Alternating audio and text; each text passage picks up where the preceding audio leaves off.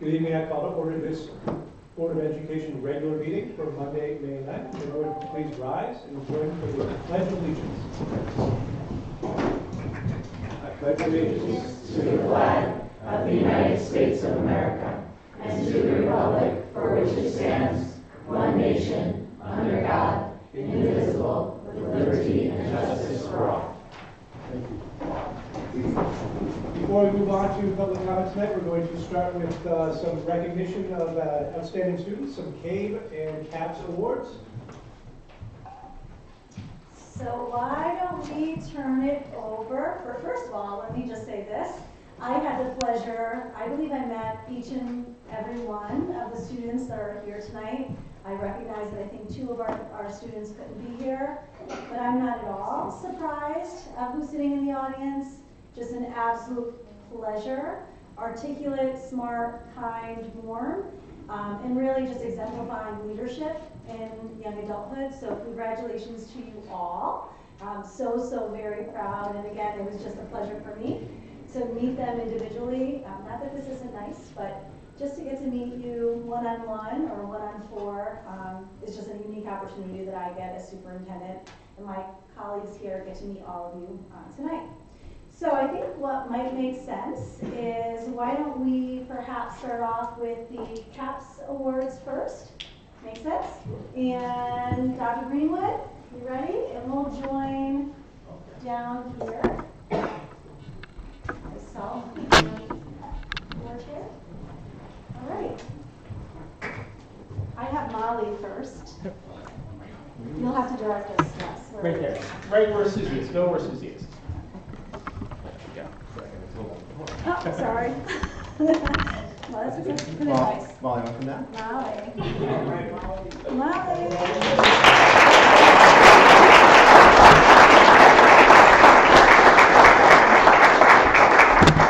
All right, I have a few words to say to introduce Molly Lyons to you.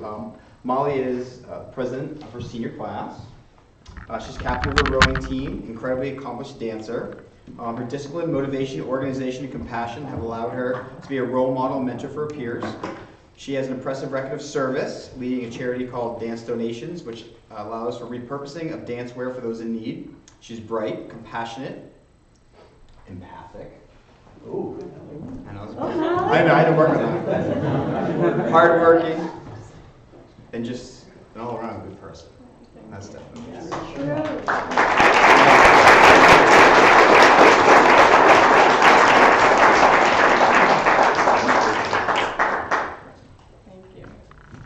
Well, thank you.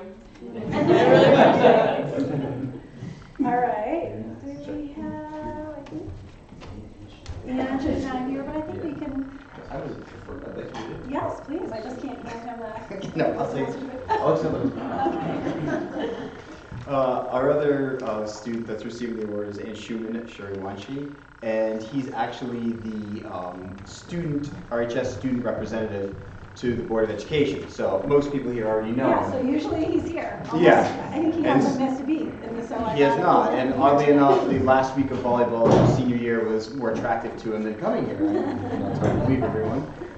So Ansh, as we all call him, he's been elected president for 4 years, culminating in his current role as Student Government Executive Board President. His creativity, coupled with organization and problem solving, allow him to be a positive force in the school. His thoughtful leadership has led to numerous fundraisers, school-wide community building initiatives, and inclusive social events. Ansh has a natural ability to lead and motivate others. His leadership, passion, and service have left an indelible mark on RHS. So congratulations, Ansh.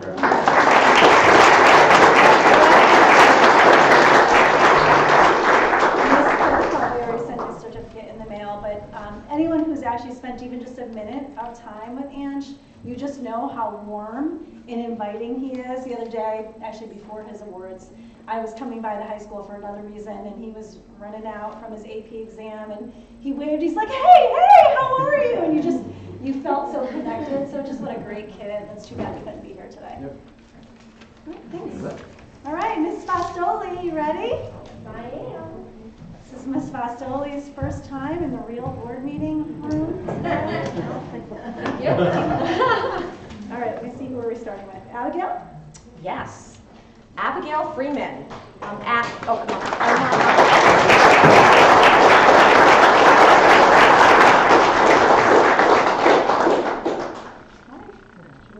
Congratulations. So Abby is an outstanding academic student and is a positive role model for all students at ERMS. Some highlights include being a positive role model as a No Place for Hate student ambassador and volunteering for the Lion's Heart Charity League and Paws in Hand. When asked about her contributions to the local community, Abby told us, "I try to be as nice as possible and to make others laugh in school and everywhere else." Thank you very much.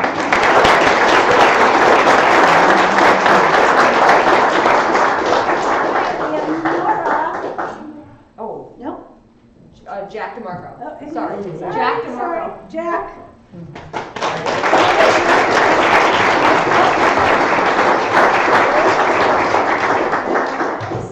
Wait. All right. That's okay. We're ready. We're transitioning. Yes. Ready?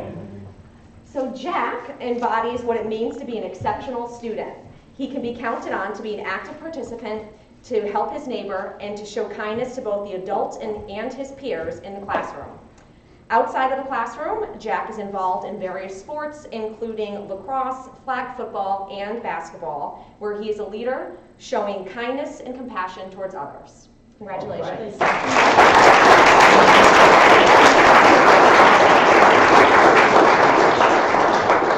right. Now we'll transition over to Nora and Stearns. Do I have these all mixed up? I'm back. I do. We're back. Wait, No, we're not. Nora is at ERMS. This is we're modifying and adjusting. Charlotte. Yes. Oh, we're doing, wait, this Charlotte is Western Connecticut we're doing? They're all mixed up, so Oh. we're just gonna go. Okay, we're just gonna roll with it. This is. So, this is while Jack. Charlotte is coming up, I just want to say to everybody, all the students, congratulations. This is honestly, I think as administrators, one of our absolute favorite nights when we get to honor our students, especially back in person. It's so great. But I have the honor of honoring Charlotte here, so I'm just going to read some nice things about you, if that's okay. Charlotte's contributions to her school and community are numerous and impressive. At CERMS, she has performed at the talent show. She was outstanding, if you didn't see our school play, in the beauty shop, which was awesome. She's hosted our morning show, she's led our debate team, and is an active member of our Student Leadership Council. But most importantly, Charlotte is a kind, caring, and respected role model in everything that she does.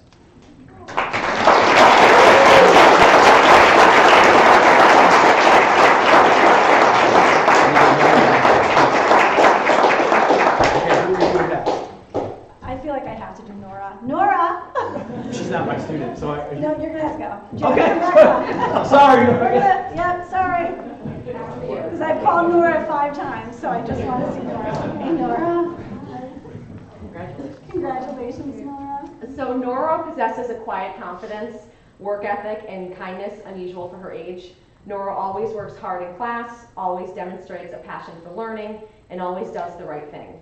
Some highlights include being a positive role model as a No Place for Hate student ambassador and volunteering for food rescue, where she brings food to homeless shelters.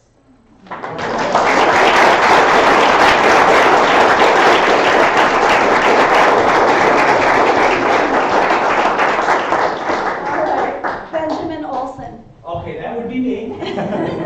Back up. We're just trying to get our exercise in. All right, that would be me. Benjamin, nice seeing you again. All right, Ben. So Ben really, truly epitomizes the word well-rounded as a leader in our community, and let me just read some things about him so you can see that. He is a dedicated Boy Scout. He is the patrol leader and the head scout, a member of our coding club, had a starring role in our school musical. He did an awesome job, by the way. A standout football player. Talk about well-rounded.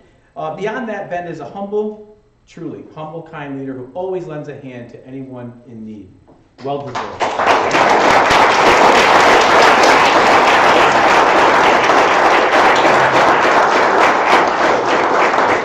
I'm not sitting down until we see who's next. No, you'll be better at this than me. How about Kayla?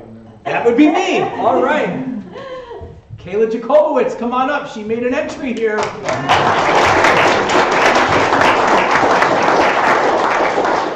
I have to point out that Kayla invited her social studies teacher, Mr. Broderick, who made his way here in the back. Aw. Yes, he did. He made his way, Mr. Broderick. So Kayla Jacobowitz is an authentic and always smiling, you might not be able to see it behind the mask, but always smiling student and community member. She displays maturity and camaraderie in all situations while always expressing concern and advocacy for others. Kayla is a leader who is highly respected and valued by both students and staff in our entire building.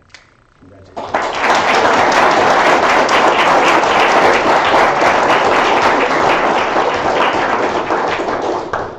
You want to sit down or you want to? I'm waiting to see who you're going to call next. How about Martin? He's mine again. All right, Martine. Martine Diaz Pinto. Come on up, Martine. Congratulations, Martine. Thank you. So I have some. Congratulations, Martin. Thank you. You should have heard these two speaking in Portuguese. It was really It was impressive. a test. It was so impressive. I realized he spoke better than I did. Martine is a natural leader, both inside and outside the classroom. Without hesitation, his teachers rely on him to be a role model for students on the team. It's pretty awesome.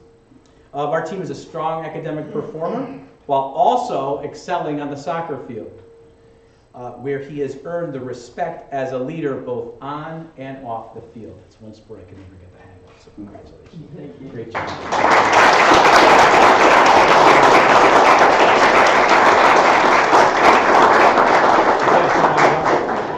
I think you got all mine. How about Ashke?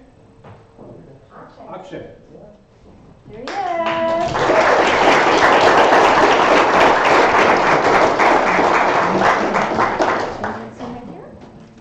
Say some kind words about you.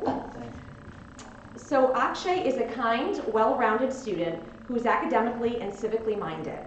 Some highlights include being a positive role model as a No Place for Hate student ambassador and making blankets for micro-preemies. He always works for those who cannot help or defend themselves. Congratulations.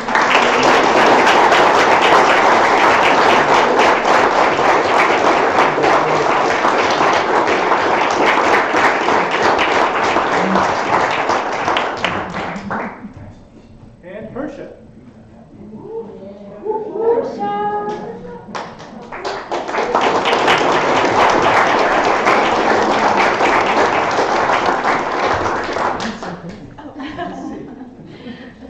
She was one of the first ones here. So I'm pleased to produce Harsha Chauhan. And Harsha has served as Vice President of the Rights and Responsibility of the Exec Board for Student Government and as captain for our mock trial team. She's worked as an intern on numerous political campaigns at the local and regional level. One of Harsha's greatest achievements is the creation of Shared Empowerment, a nonprofit organization that began in 2020 with the goal of providing educational resources and opportunities for women and girls in less advantaged communities in the world. Harsha combines ambition with empathy to benefit both Ridgefield and the larger community.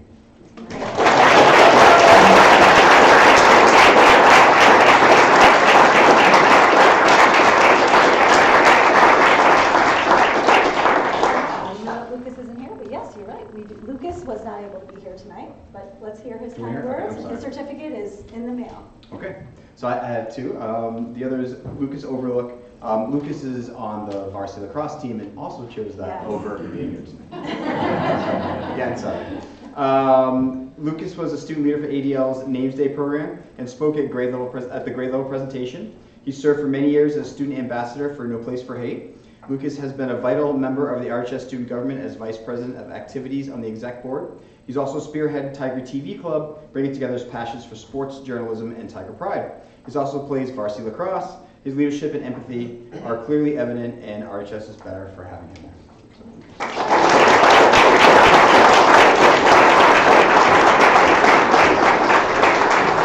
So just to close quickly, because I know that our students are likely ready to go home. It's going to be a long meeting for us, but it doesn't need to be long for you. Again, for our high schoolers, it was such a pleasure to hear about you, to hear about where you're going to school next year, all of the things that certainly is evidence to why you're here tonight, so to congratulate you. And to our middle schoolers, it was also really exciting to hear about you, your siblings, and what you're looking forward to doing in high school. On behalf of all of us, congratulations, well deserved. There are some snacks that you can certainly take on your way out and some opportunity for some pictures if you'd like. Again, many congratulations.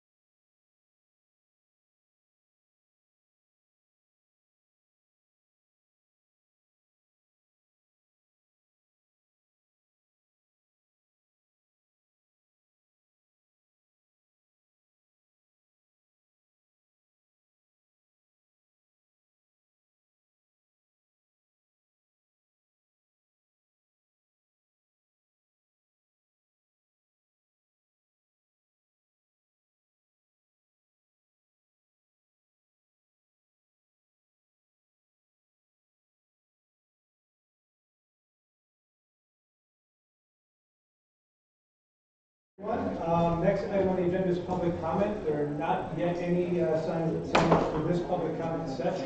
There will be one at the end of the meeting as well, if anybody wants to speak at that time. So we'll move right on to reports. For my report, I just have two reminders for everyone. First off, tomorrow, 6 a.m. to 8 p.m., right around the corner again in the gym, is voting on the town referendum. Please get out and vote however you feel about the budgets for both the schools and the town and the capital. One other reminder is Saturday morning, 8 a.m. at St. Mary's is a Walk to Water Scotland Elementary Schools fundraiser. Everybody that can get out and join that. There is a sign up to be done on the Stearns Scotland website. Yep. Again, it's Saturday morning at 8 o'clock. And all right, so we had an exciting week last week. We honored our teachers for Teacher Appreciation Week, and there's no better gratitude that I know that my colleagues and I have, but to thank them. And I see that Robin is here in the back, and it represents all of our educators. These are teachers and our psychologists, and of course we are paraprofessionals, our school principals who are incredibly gracious and grateful. At the same time, we recognize our Teacher of the Year, Jessica Margiata from ERMS. It was actually quite funny because anyone who knows Jessica knows that she likes noise. So we showed up with some noisemakers and things like that to have a little bit of fun. And if you can imagine, it was Miss Dewing, Miss Gillette, myself, Dr. Hanaway, a few others. As we were walking down the hall, she just happened with flowers and balloons and noisemakers. She just happens to cross right in front of us. She looks right at us. We freeze. Literally freeze. And and Miss Fastoli, and then all of a sudden we just all hide at the same time. And she didn't even notice us. And with all of her sense of humor, when we had the honor to surprise her and her students, she was just incredibly gracious and funny. She told the kids that they won a trip to Disney World. Nor did she has to go to work. But again, just a big congratulations to her. And tomorrow we'll actually honor our Teacher of the Year from Hillary Brown from last year in Hartford, and actually Miss Pat Pack, Miss Lori Pack from the year prior, who I will be walking across the stage in a special honor. So congratulations to all of them. Dr. Greenwood, who is here and willing to be deposed into the dunk tank once again, along with his seniors, had a great event on Friday, a first for the high school. And you know, it's kind of interesting because we did have a few of our seniors here tonight. When I spoke to them last week at some point, they were describing how it's a little bit just kind of ends for them. They head off to the senior internship and that's just it. So this field day allowed them to have a culminating event. If nothing else, they got to dunk their principal, who put his suit back on, by the way, mind you, just to get dunked. He was in field day gear up until that, and then he had to look the part, I think, and put his suit back on. But a great sport, and appreciated the seniors and Dr. Freeman who pulled us together to make, at least give the kids some closure, and well done. May 16th, Jill Brown, our new director of school business, will be here and joining us a little bit earlier than we had hoped. I want to be clear, it's nothing that I said that allowed this entire side of the table to be gone. Just Ms. Gillette and I. Dr. Munaway is here, visiting from her virtual experience. Joe and Karen had personal events, so just know I promise they're coming back to work. Just not here tonight, it's a first, but nonetheless, we're excited to invite Jill Brown back, or Jill Brown on May 16th. And I think that's it. You're going to hear a little bit in the legislative updates about what we've heard with the state budget, and again, during the operating budget and what may or may not have an impact next school year. And we're excited for the vote tomorrow, and we'll see what happens after that. Thank you. And we'll move on to committee reports. Do we have a curriculum committee meeting? Yes. We met last Tuesday, right? Yes. Again, I said it at that meeting, I'll say it again, I really encourage parents to watch that meeting because it's full of information. We talked about a humanities update that was K-12.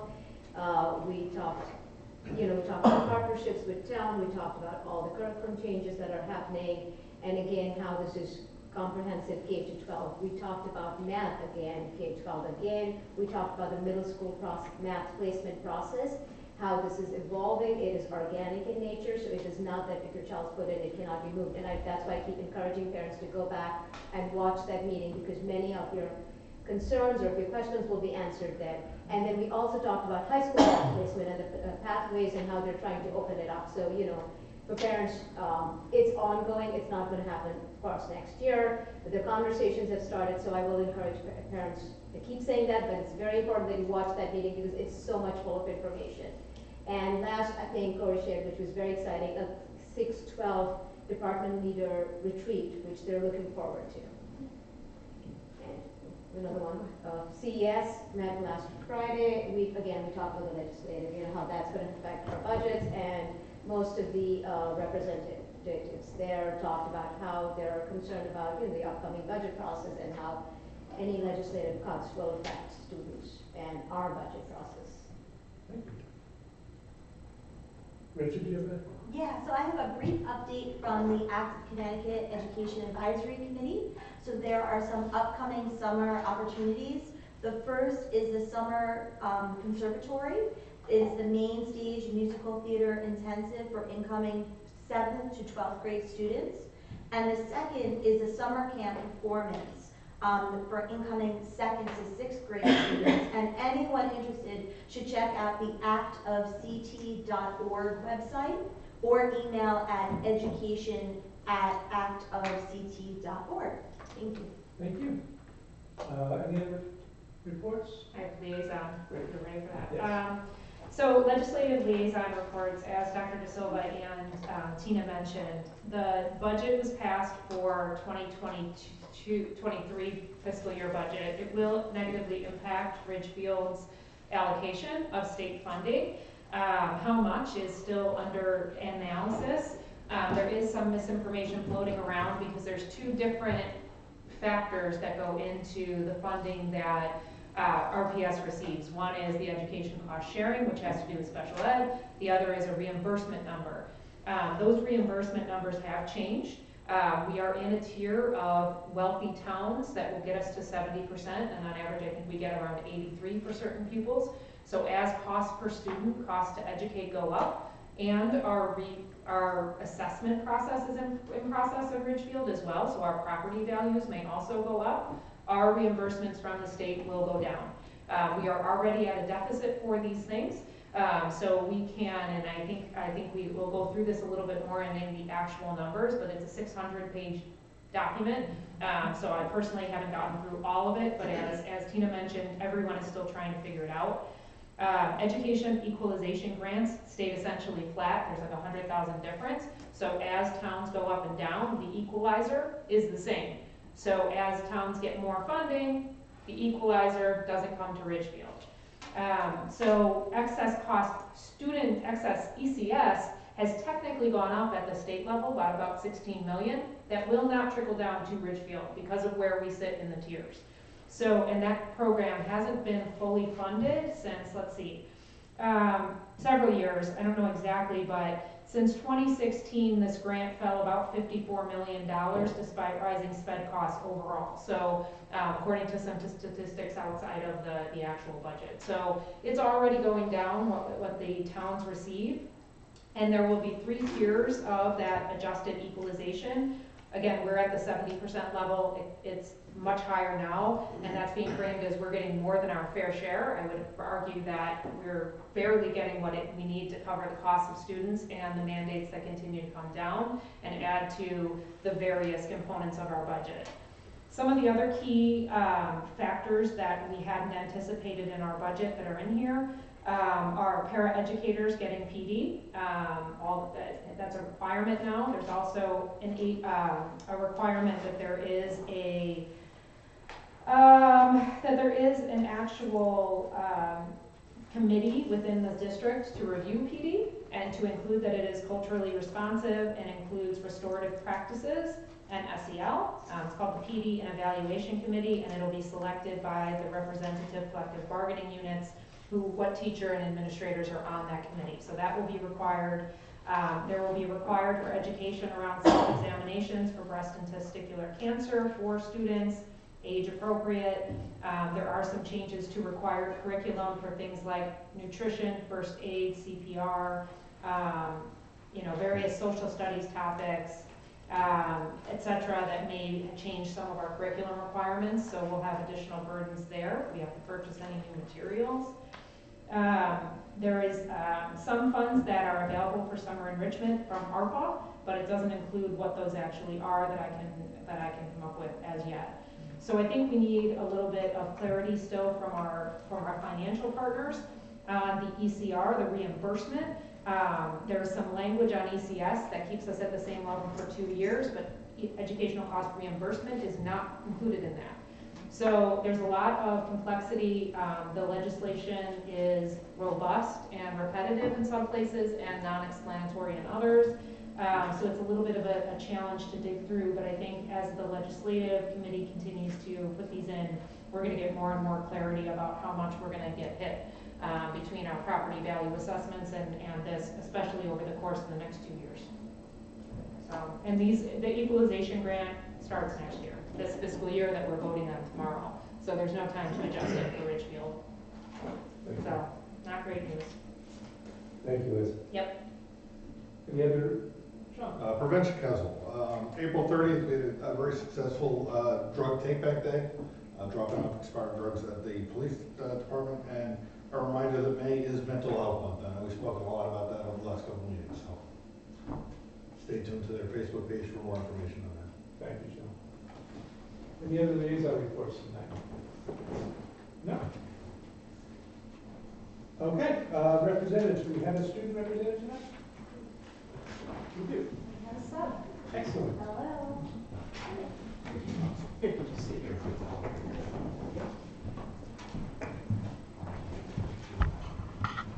Good evening, everyone. I know you might be thinking right now, wow, and did you get a haircut? But my name is Hersha, and I'm the Vice President of the Executive Board at RHS. And in all seriousness, I know Ansh is so sorry he can't be here tonight. He tried everything in his power to come, but unfortunately the boys volleyball team is in the final stretch of the regular season, and every game counts. And not being here tonight definitely stings a little extra because this probably would have been his last time standing here in front of you. But even though he could not be here today, he had some important sentiments to pass along, and he could not leave without getting in a final say. First, a display of my appreciation is in order. I thank you all for showing me so much love and support every month. Honestly, I used to get extremely intimidated and nervous to speak at these meetings, whether they were in Zoom or in person. However, after seeing your positive feedback in the form of laughs and smiles, I found each monthly meeting to be more comforting than the last. I also have grown so much appreciation for the Board of Education and all the work you guys do. As fortunate as I am to give the update at the start of the meeting, I know you guys aren't as lucky and sit through hours of budget discussion and whatnot. So from the bottom of my heart, I thank you for your contribution to this town's amazing school system.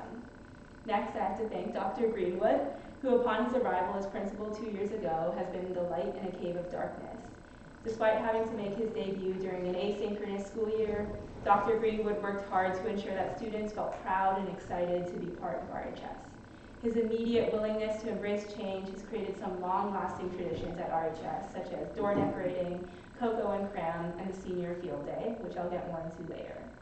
Finally, and I'll keep it short and sweet because I know you have things to do, I want to thank the town of Ridgefield for all the amazing opportunities it has presented me and my peers. Growing up here has been a blessing, and I wouldn't be who I am today without the presence of the people I've learned to love in this town. Anyways, what's going on at RHS? April and May have been bittersweet for the seniors, most of whom have spent their last day at RHS this past Friday, at the senior field day. On the bright side, however, field day was a massive success. Rather than sit in class and awkwardly leave at the ring of the last bell, we were able to come full circle and end our Ridgefield journey where we started, as young kids. We tossed water balloons at each other and bounced around in a bouncy house. We played backyard games such as kickball, cornhole, and can jam. Most importantly, we feasted on cotton candy, gelato, tacos, and hot dogs. My favorite part of Friday was seeing Dr. Greenwood and many more of our beloved RHS teachers sit in a dunk tank and get submerged in water by my peers. With field day marking the end of the school year for seniors, internships are starting up now, where we will learn how to adult for the next month and a half. On top of this, parents have helped sell hundreds of tickets in school for many events coming up soon. Seniors are looking forward to their prom coming up on May 20th, and their senior banquet, which is on June 8th in the Amber Room. Additionally, the junior class is getting all their dance pants on because the J-prom is in 5 days on May 14th. Finally, AP tests are going on, and most students seem to be feeling very prepared as they walk into the gymnasium to take the test, and feel even more confident after they walk out. So for the last time, that's all I have to say for you all tonight. Thank you for your ears. As we part ways, I'm pleased to announce that this bounce back year has been a success.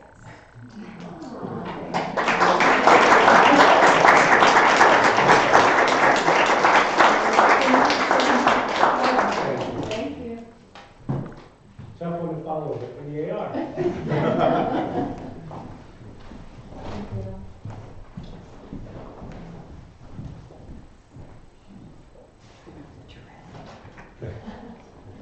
Good evening. Yes, that is very tough to follow. I love our kids. They're so awesome.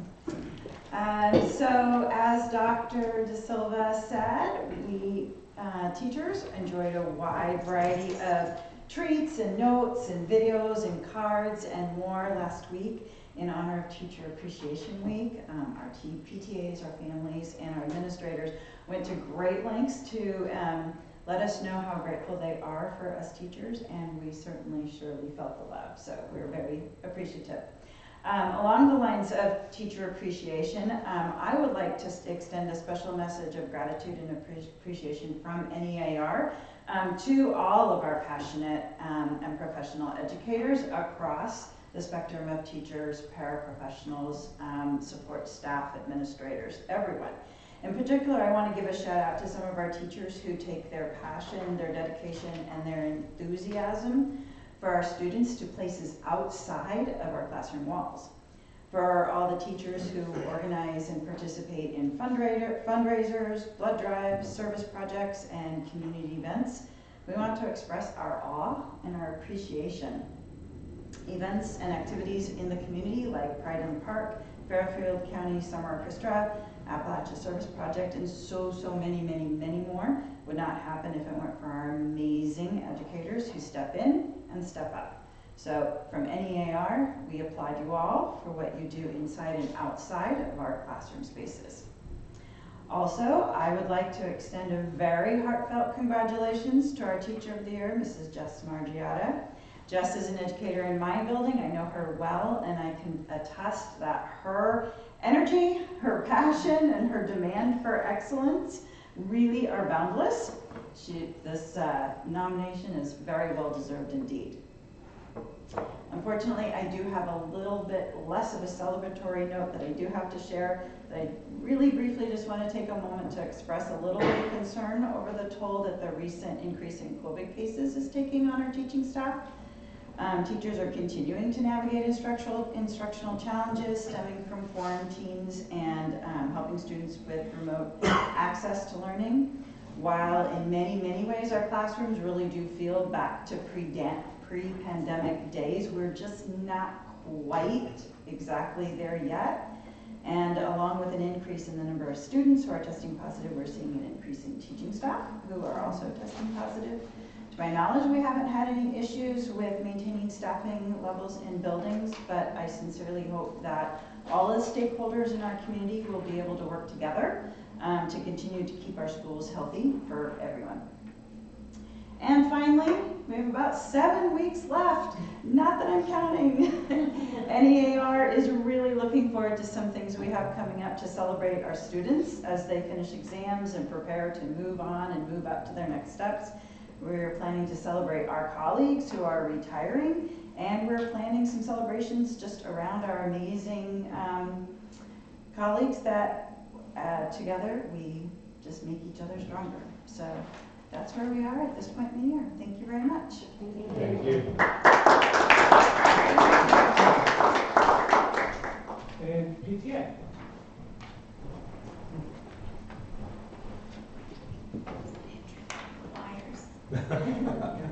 So the PTAs hope that when all the mothers had a nice Mother's Day Sunday.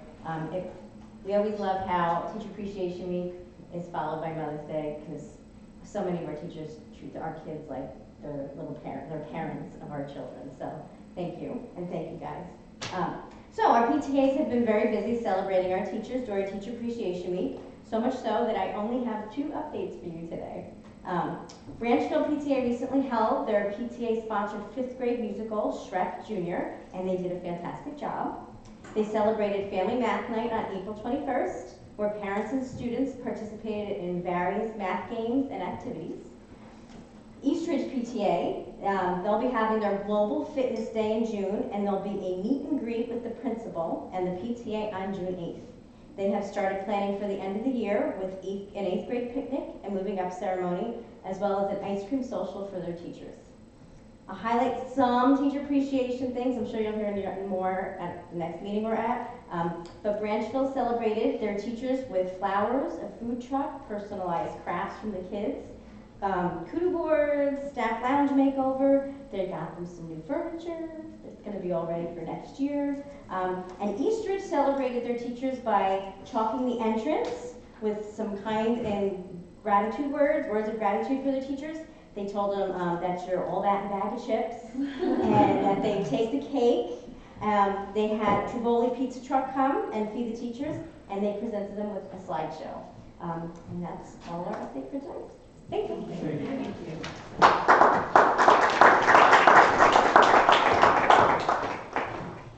Okay, moving on to the minutes. Moving on to March 29th minutes first. I have a motion. I move that the Board of Education approve the minutes of March 25th, 2022. Yes, do I have a second? Sean? Any amendments we made on these minutes? Oh, I apologize, is it March 29th? No, March March 29th. I apologize. So I move that the Board of Education approve the minutes of March 29th, 2022. Still second. No amendments we made? So on section 5E, I believe on the last sentence, instead of saying voting to approve the minutes, it should probably say just voting in favor of the motion. And then in the next paragraph too, instead of voting to approve the minutes, just voting in favor of the motion. Okay with that? Okay. All those in favor of approving minutes as amended, please raise your hands. Unanimous, motion carries, thank you. And moving on to the April 8th minutes, do I have a motion? I move that the Board of Education approve the minutes of the special meeting on April 8th, 2022. Thank you, have a second? Sean? Any amendments to be made on this? I don't think so. Being none, all those in favor, please raise your hands. Unanimous again, thank you, motion carries. And moving on to the April 25th minutes, do I have a motion? I move that the Board of Education approve the minutes of April 25th, 2022. Thank you, do I have a second, Sean? Any amendments or omissions in this? Rachel? Item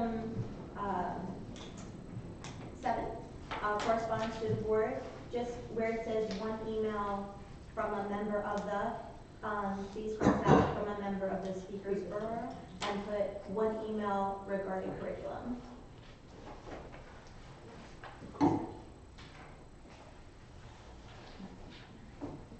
Okay, all those in favor of approving as amended? And again, thank you all. And moving on to the first discussion action item of the night, approval of RHS Open Campus for juniors. Do I have a motion for that?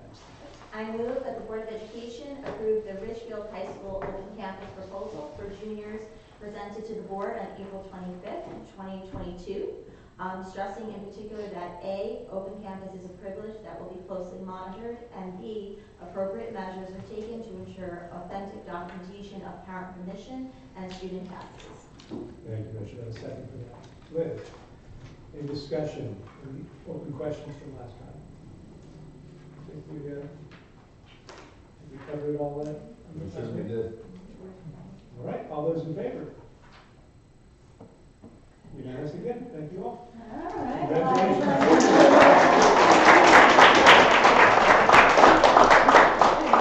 All right, congratulations to juniors, Eliza and Ellen, and the little feel bad if you get up and leave now. Thank you. Well done. Okay, next up is the extended day program study. Alrighty, so Ms. Johnson, along with Ms. Gillette, and you'll notice Mike Flynn is here. Mike Flynn is here from the Boys and Girls Club. Yeah. And I'll really let Ms. Gillette and Ms. Johnson lead the conversation, but I want to take a moment because really it's important to acknowledge that parent feedback matters, because this is actually a component of our district priorities and in many ways the way in which I'm evaluated. And we did hear parent feedback, in particular from our late start, elementary start time schools, around options for their children in the morning. And we took that feedback, and as a result, and, you know, sometimes it's just one or two people, right?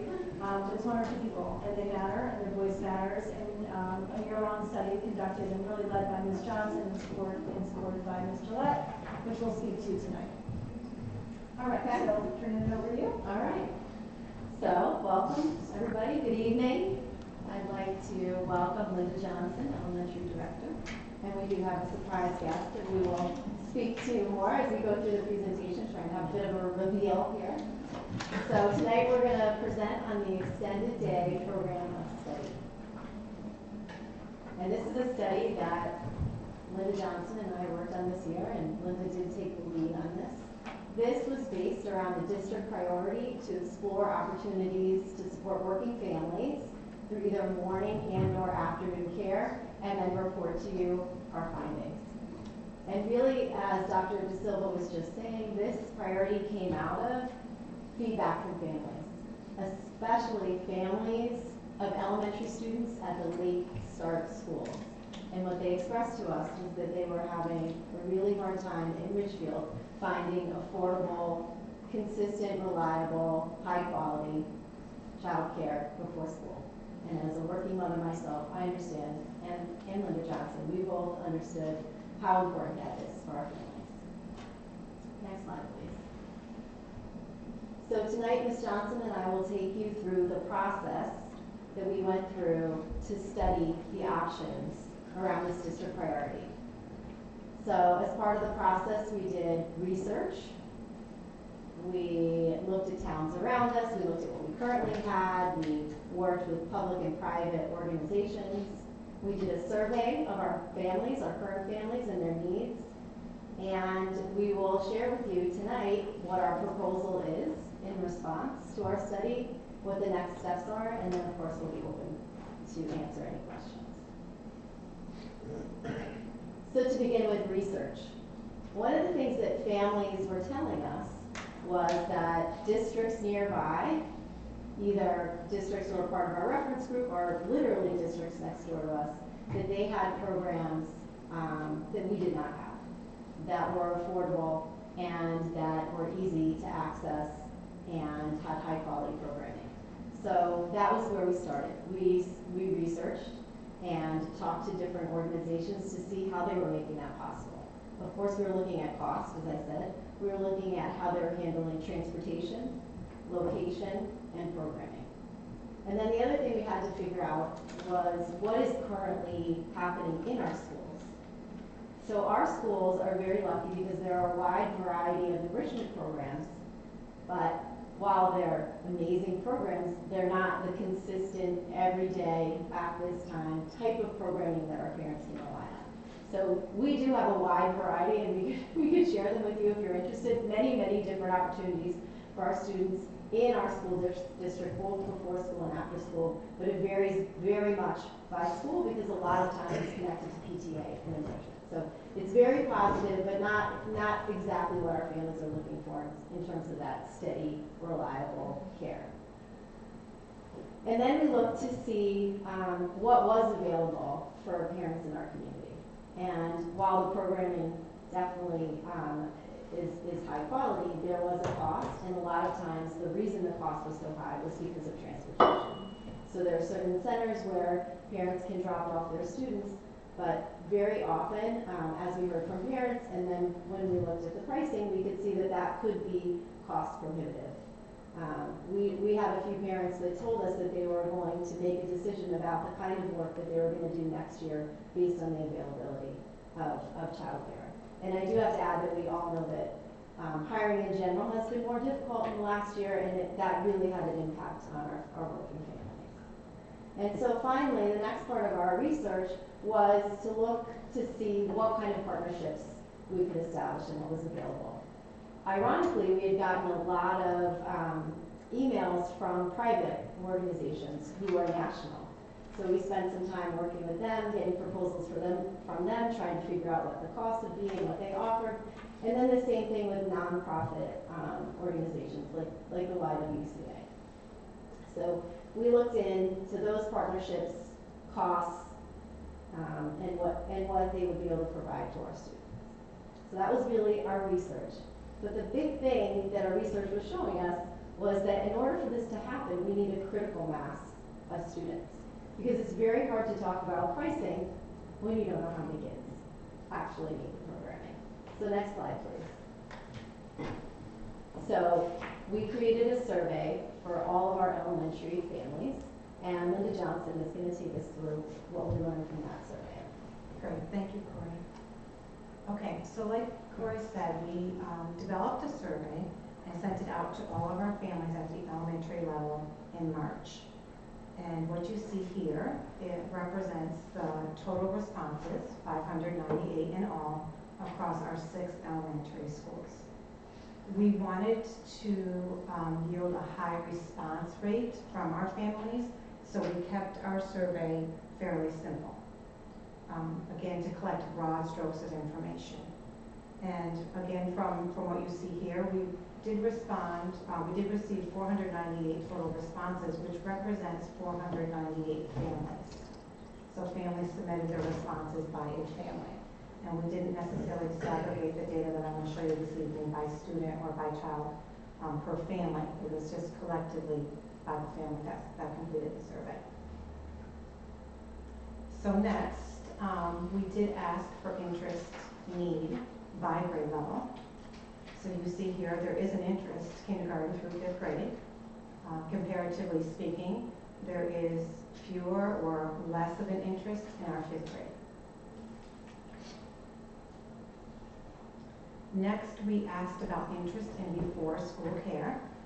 So if you take a look at the chart, it shows us how many responses, 252 in all, were interested in some type of before school care. So for example, if you look at Richbury, there were 32 families. Again, representation from all 6 schools. Our schools that have a later start time, Barlow Mountain, Farmingville, and VP, Veterans Park, have a greater interest in before school care. Although it's important to note that there was still an interest in our early start time schools. That's a mouthful. So of course, naturally, we then asked about after school care.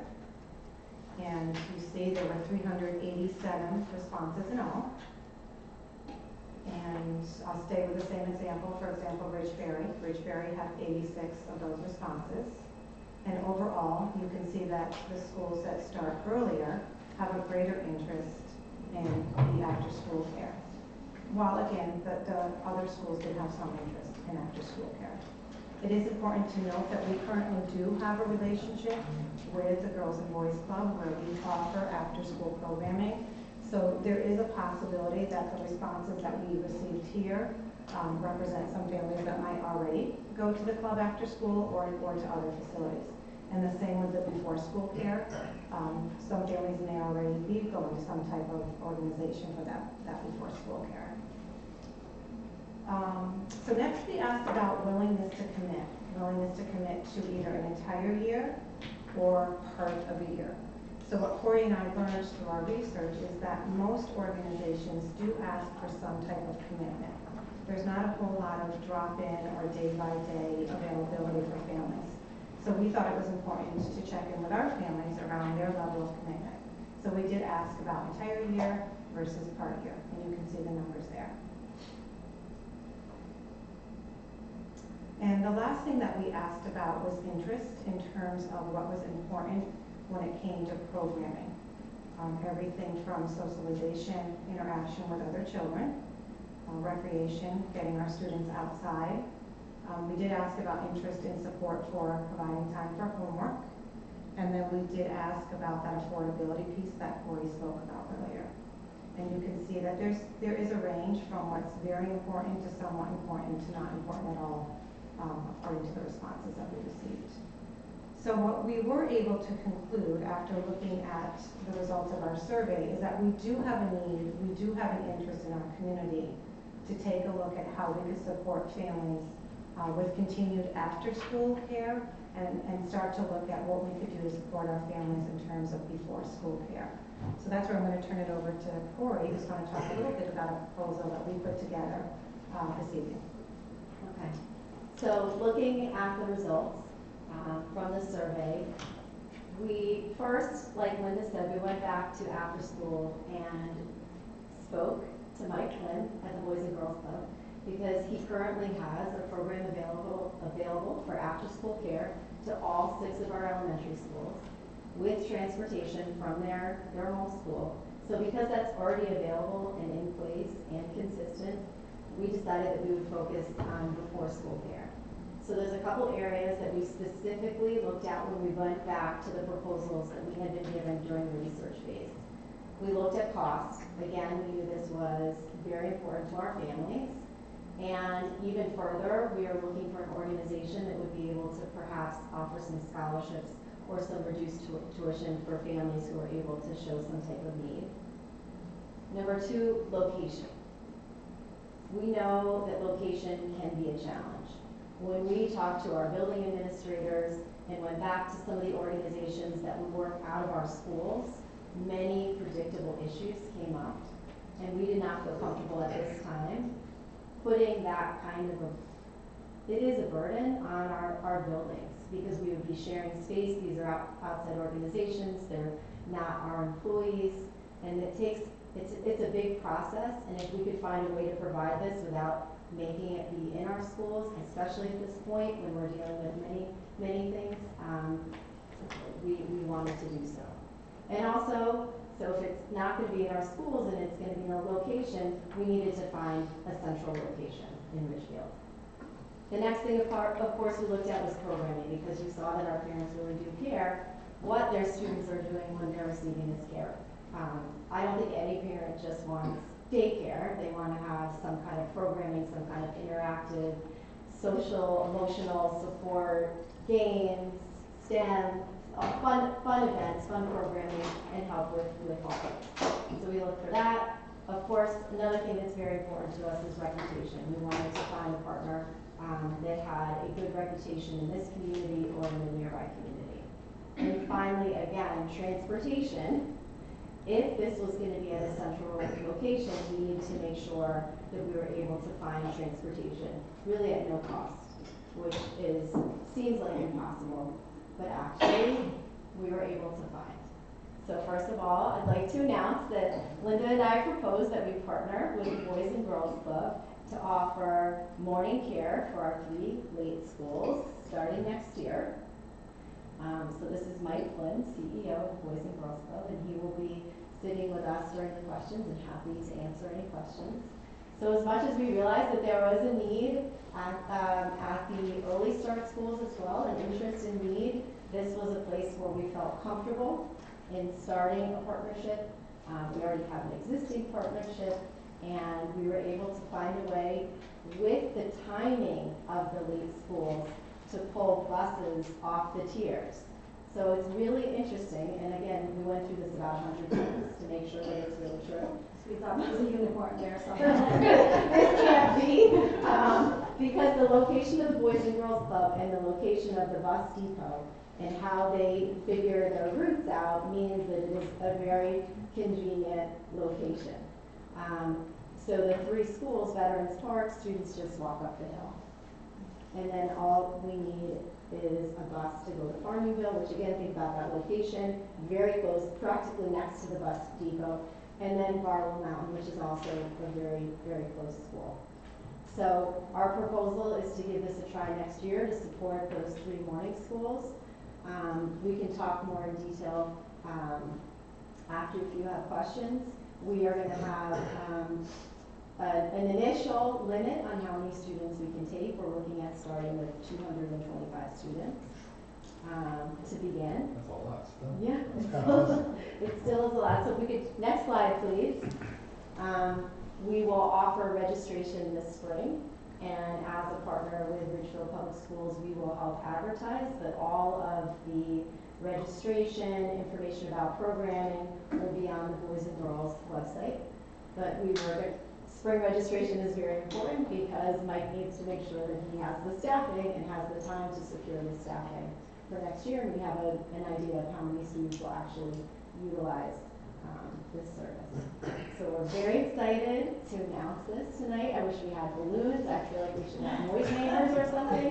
This was a long process, but we really feel like our parents in the late schools will really appreciate the opportunity to have a high-quality program with a 7 o'clock a.m. drop-off at the Boys and Girls Club with full programming, following all the tenets that the Boys and Girls Club already follow. And then they will be picked up, either walked up the hill to BP or picked up by one of our buses and brought to our school. So we feel comfortable with the partnership, with the reputation, and then the way that our students will be transported. So the transportation, I think, of all of the factors or all of the variables is the most challenging, right? Because the parent drops them off and has no way to get them from point A to point B. And so the fact that, again, it did feel a little bit like a unicorn. We second-guessed it and questioned it and been working closely with our new transportation director, but we happen to have 2 buses that are open between the tiers, allowing for, just ironically, 2 schools that we needed to get transported. So, I think we have capacity for 76 students on each of those buses. The timing works out, hopefully, knock on wood, it all works out. One to Farmingville, one to Barlow Mountain. With the support of the staff at the Boys and Girls Club, they'll be able to transport our Veterans Park children conveniently, so it's all there.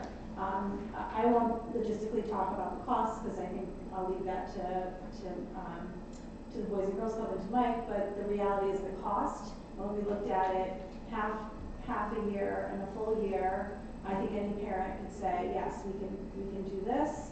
And if they have a family, we can do this. So certainly reasonable cost, again, a trusted organization that our families are accustomed to. It's local. And as Corey mentioned, I think there are a lot of variables right now, certainly with having an outside organization coming into our schools. And at some point with the other 3 schools, that those families where the accessibility to the Boys and Girls Club may not be what we can do, or even just as an option, we may need to consider something in the future.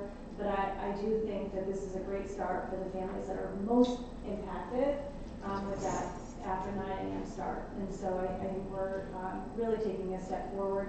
Again, ultimately, I'm hopeful that we have the enrollment to sustain the program in the morning for a great partnership that I think we should continue to be proud of in RPS and the Boys and Girls Club. Absolutely. So we're happy to take any questions. I was going to say, I think this is wonderful, to echo Dr. Silva said. I think this is just a wonderful partnership. As a board, we have received communication from families on this topic. It is a district priority, and I respect and appreciate the amount of work that you guys did to put this study forward. So thank you so much, because I think it's going to be really valuable to our families in the end. And Mike, I hear such wonderful things about the Boys and Girls Club and you personally. Thank you. So I fully support the proposal. So thank you. Sure. So I echo, I think you said it took a long time. I would say it didn't really. I mean, this is a responsive administration, and thank you for your partnership, Mike. I think it's well known that after-school program at Boys and Girls Club is highly respected in this town, and it's been a great experience for my kids as well as many, many others in town. So thank you for that. The question I have is kindergarten. Right now, kindergarten is not part of the after-school program. Will that be included in the morning program? Yes. Okay. That's awesome. Yes. That's a huge, huge deal. I know that kindergarten parents often have that challenge, so I think that will be very well received. Well, we saw the numbers.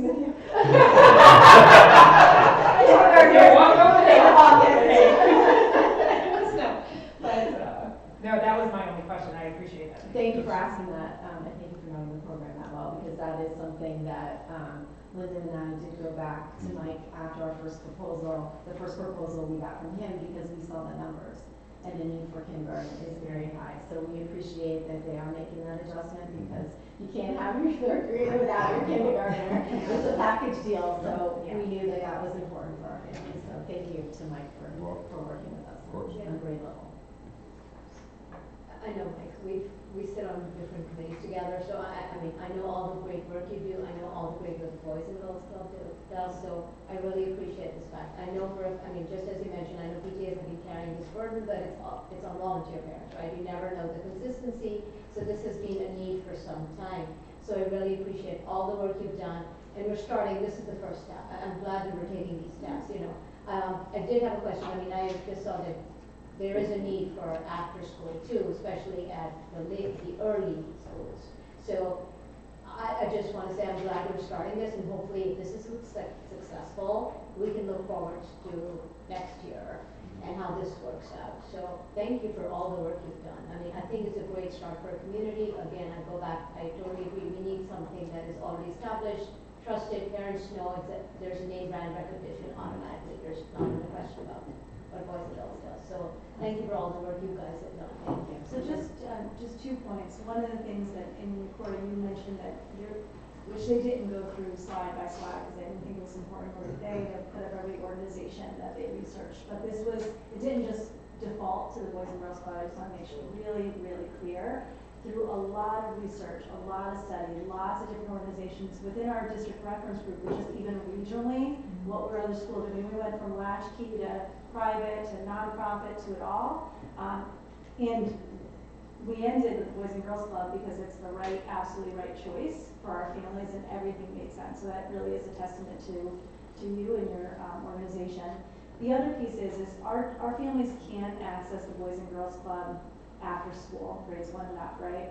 I think some of the challenges for some families is for example, Ridgeberry, right? They have to drop off a lot of kids before they land upon. Thinking about location and Yeah. buses, you think about the route that the bus has to take from Ridgeberry. So we have heard some feedback, and we did collect some anecdotal data from parents saying, you know, my child is the last one off the route. So that's a bit of a challenge, yeah, for sure.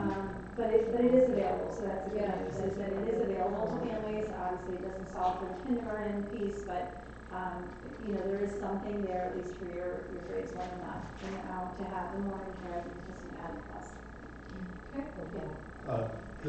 I'm not trying to start a contradicting stampede, but 225, 2 buses that can take 76. So there's going to be a cutoff for those 2 schools, I presume, correct? Yeah. Okay.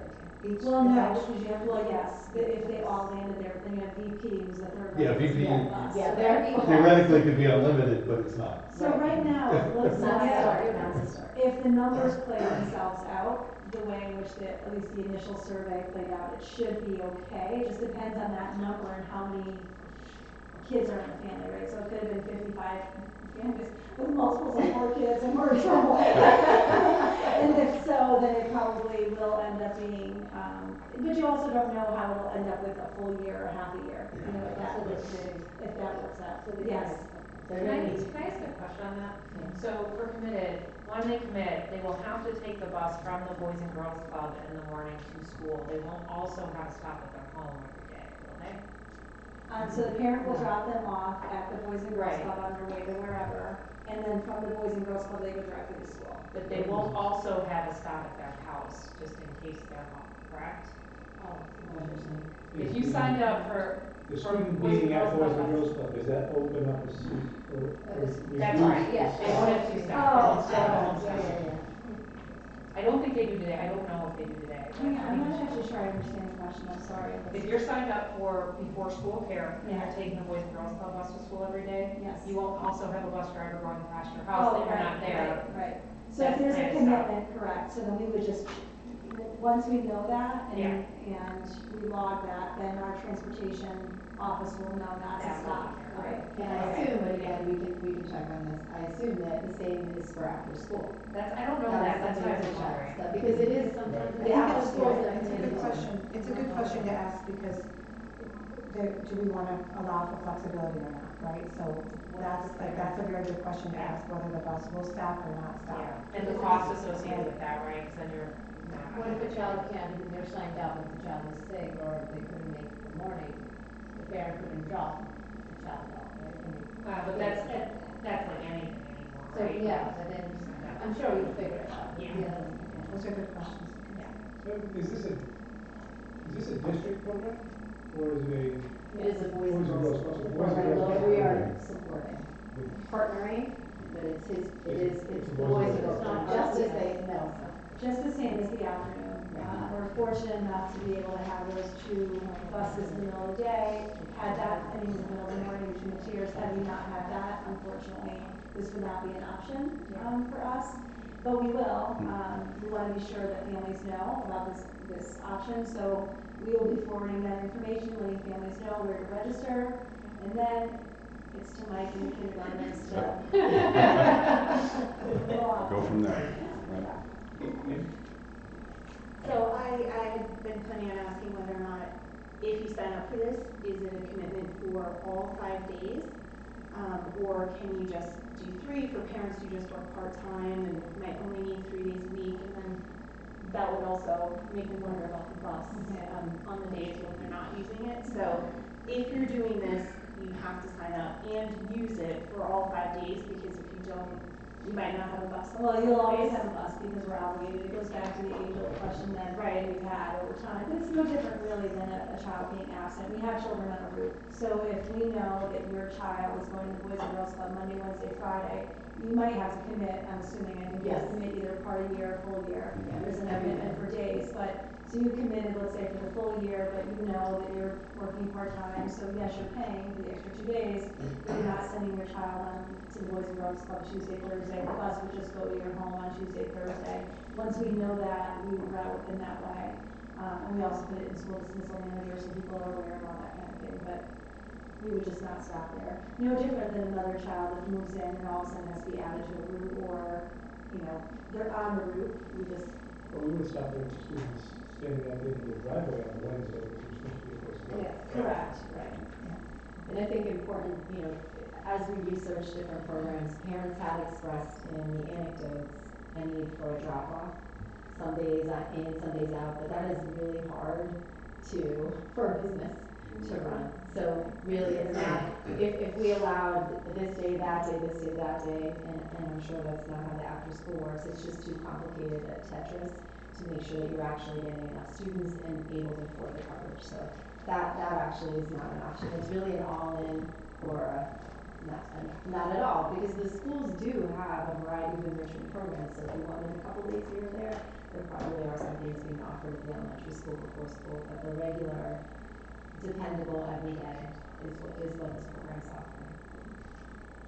Would parents be paying for a full semester at a time, or would it be a day-by-day basis? How would that work? I think we've essentially looked at a full year plan, really to cover from, September through June, and those parents that are, as Corey said, kind of the working families that we know are going to rely on this basically every day for the year. And then we looked at a sort of a half-year fee, which would cover through January, September through January, and then for the tail end of the year, which we can look at, I think, to tighten up. But that I think gives us kind of matches the survey results that Linda showed in terms of what people were looking for. But I think we can, to an extent, be a little bit flexible. But I think it's important that folks commit to this, particularly in the pilot or the first year or two out, so we can get it established and staffed and ready to go. Any other questions? Love it. That's great. Thank you.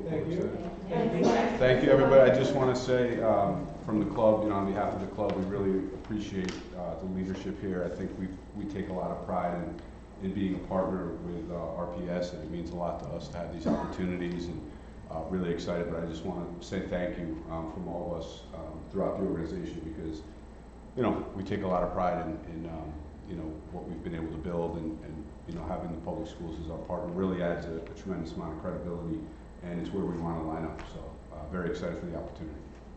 Thank you. Thank you. Thank you both. Watch out for that. Yeah, I was eyeing that before. I could see it. Mike, thank you so much. Have a great night. Crew Thanks there for coming in. is so amazing at the Boys and Girls Club. Thank you very much. Yes, you just thank you. Next up, we have the adoption of 22-23 for the operating budget. We have a motion. Sure. I move that the Board of Education adopt the 2022-23 Board of Education operating budget relative to the appropriation from the Board of Finance for $106,600,490. Second. Yeah. So Dr. So this is a minor adjustment, correct? It is a minor adjustment. So when I did the calculations from the Board of Finance, I looked at the 4.24 exactly, and I think when they looked at their numbers, they may have rounded a little bit up, a little bit down. And so we wanted to make sure we all had the same number. I confirmed the $106,600,490 with our Board of Finance Chair, Mr. Ulmer. That is the number that went to the town meeting and is going to the referendum tomorrow. So I wanted to make sure that we had that number. As Ms. Global mentioned, we did get an update yesterday, or actually Thursday, regarding the possible changes in excess cost. I have Dave Fiorillo here. And hello. There we go. Onto the big screen, a little too big.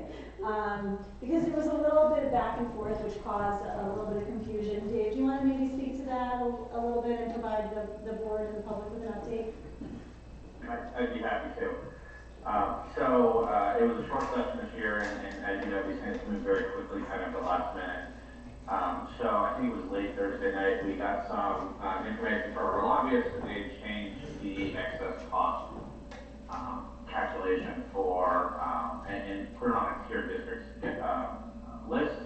I believe one of your board members updated the board on what that actually is. It's for our district in Ridgefield, it's 70% going into next year. I know that number fluctuates. It is one of those numbers in our budget that has variability because it depends on specific outplacements or new placements. And I know Liz does a wonderful job calculating that out every year. We believe there's going to be an impact, but at this point we're not as concerned as we initially were when the first reports came out. So I don't think it's anything to raise alarm bells of right now, but the initial draft that we had received internally said 58.7, and that's a significant decrease. It is not that. Much apologies from our lobbyists on the misinformation. But as we move forward, it's definitely worth watching into next year. I guess I'll just kind of stop and pause on that for any questions. So I think what's important for us to understand is as we create our budget, and this number, and Dr. Hanaway estimates the percentage in which we might get reimbursed and the number in which we put into the budget, it's quite a bit earlier than when the state adopts their budget, right? Just the timing is off. And so this current year, we estimated 1.4. We expect to receive about 900. Is that about right? Well, I have some good news there too. Okay, that's I was going to wait for the finance committee, but it looks like it's going to be about 1.1. Okay. We pulled it yesterday offline. So never really know until the funds are released, and it just came out. That is going a little bit in our favor still. Again, it's definitely under what was budgeted, but not anything As drastic as we thought, yeah. So that's good. And so for next year, we budgeted a little bit less at 1.3 million than this year. What percent do we budget for next year? I think we budgeted, Dr. Hanaway, was that at about 75%? Right. Yeah. So we will be short a minimum of 5%. And I think that what hopefully we'll get clarity on is there's a tier system in place that wasn't in place before. What is the actual impact of that in years to come? This fiscal year 23 and obviously fiscal year 24 and on. So I think for us, we'll be watching it carefully. Our operating budget is set.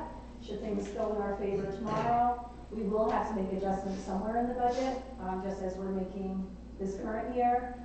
The significance of that is a little bit of a wait and see, but So just to add to that, I know it was mentioned earlier, but I think it's been more than a decade that the state of Connecticut has not changed the pot of money that funds excess costs. So the tier system is definitely a new direction for these type of funds. But the fact that they did add additional funding into it is a good sign, hopefully longer term. We are well under what full funding would be, which is, I think, nearly 200 million. We're about 154, 155 million. So there's still a long way to go, and the needs not only in Ridgefield but across the state are rising. Worth noting and watching. But from my vantage point, I think next year's budget cycle is really going to require Tony and I to reimagine how we design our budget altogether.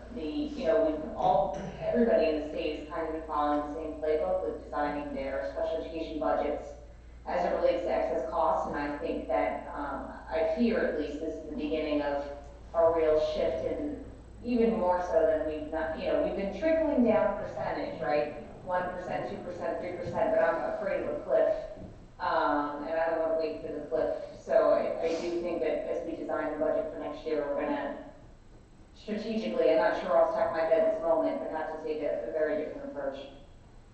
And in defense of superintendent and special ed director, excess costs and special ed services are very, very difficult to forecast. If you look at your budget as a whole, that percentage is probably the percentage that has the most unknowns in it.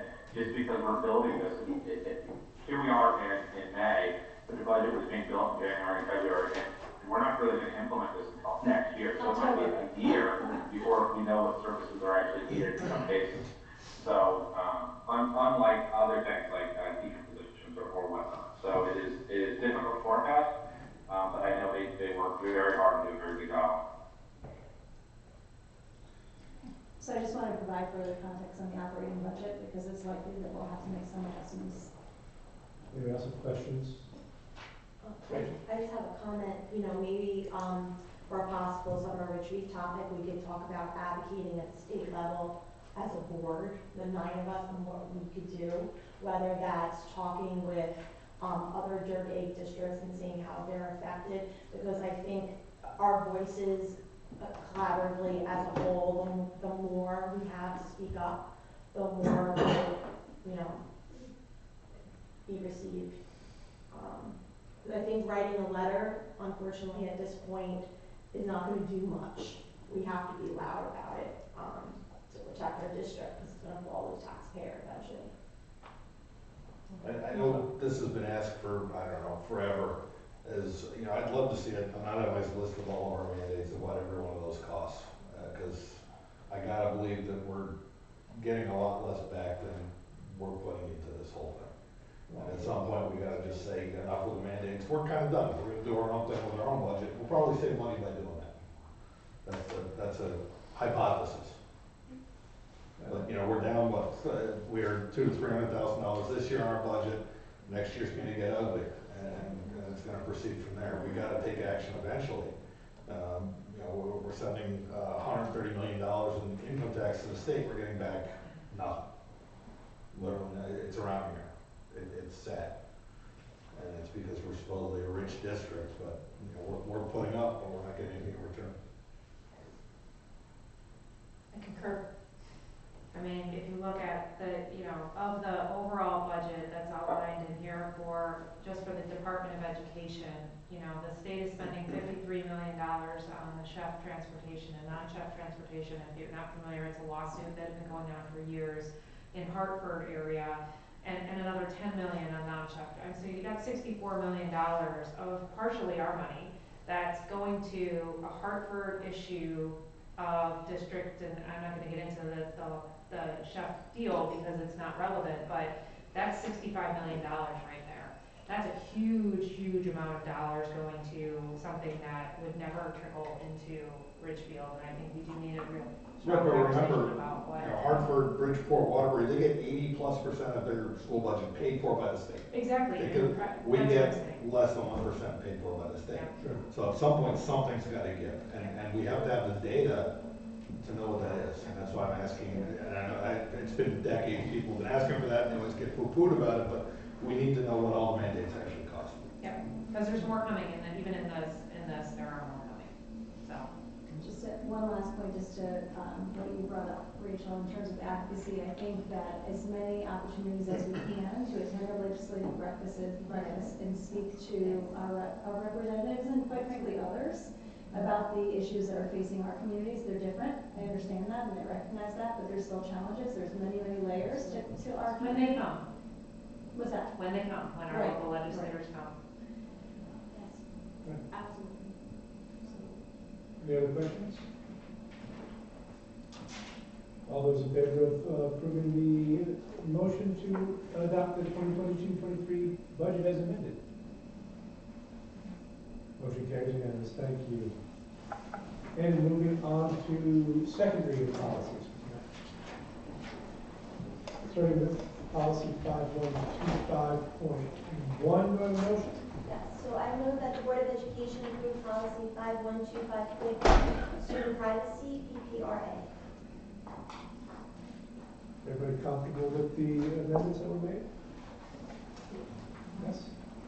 Any questions? All those in favor? Unanimous, thank you. And moving on to policy 6141, do I have a motion? Yes, I move that the Board of Education approve policy 6141, graduation requirements. Do I have a second? I'm sorry, it's 6146. I'm sorry, so I move that the Board of Education approve policy 6146, graduation requirements. Thank you. Second? No, it's not on. Oh, gotcha, okay. Second? Sean? Any discussion? I just have a comment. In the budget, there were some changes to requirements, so we may have to come back after this. We can vote on it tonight, but we may have to come back after it once we. Okay. All those in favor? Yes, thank you. And moving on to 6.4, 6.1. So I move that the Board of Education approve policy 6146.11, weighted grading and calculation of 3-point averages. Thank you. Have a second? Tina? Any comments here? There being none, all those in favor? Unanimous. Thank you very much. Motion carries. And we can move on now to correspondence to the board, starting with public comment. Do we have anybody on the sheet there? So can you take a look? Oh, sorry. No. Oh, John. Do you want to sign up to speak? I don't know, is there a sign up? Yeah, Mr. Carr, right there on that white piece of paper. There you go. Do you need a podium, sir?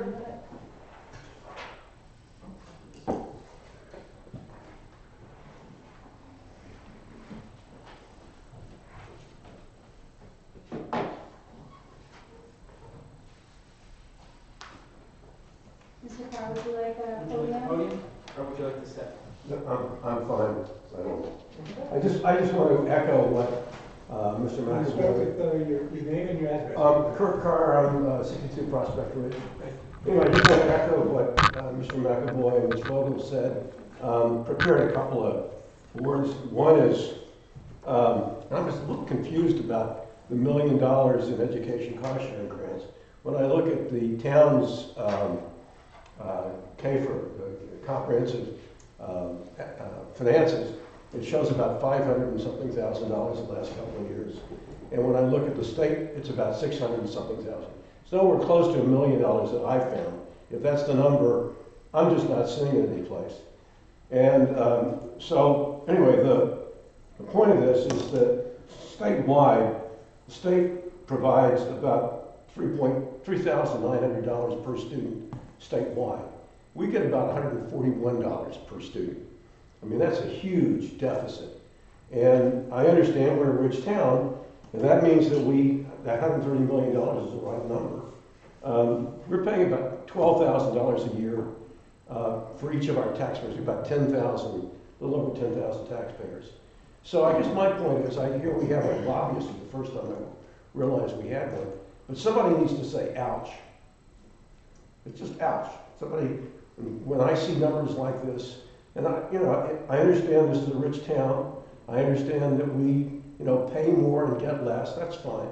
But at least we have a right to say ouch.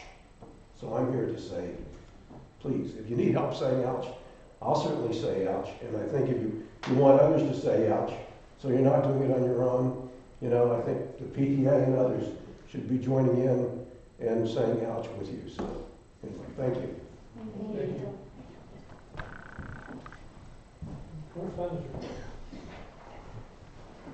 So we have received 3 emails since our last Board of Education meeting. 2 were in regard to health and safety protocols in the district referencing COVID, and 1 was a thank you to our RHS teachers for Teacher Appreciation Week. Thank you. Okay, now in order to convene an executive session, do I have a motion? I move that the Board of Education convene an executive session for the purpose of discussing security agreements, inviting Superintendent Susie De Silva, the Director of Personnel Karen Dewey, the Assistant Superintendent Cora Gillette, the Assistant Superintendent of Special Services Dr. Liz Hanaway, and Facilities Manager Joe Moritz into the session. Thank you, Rachel. Have a second to that? Joe's not. Sorry.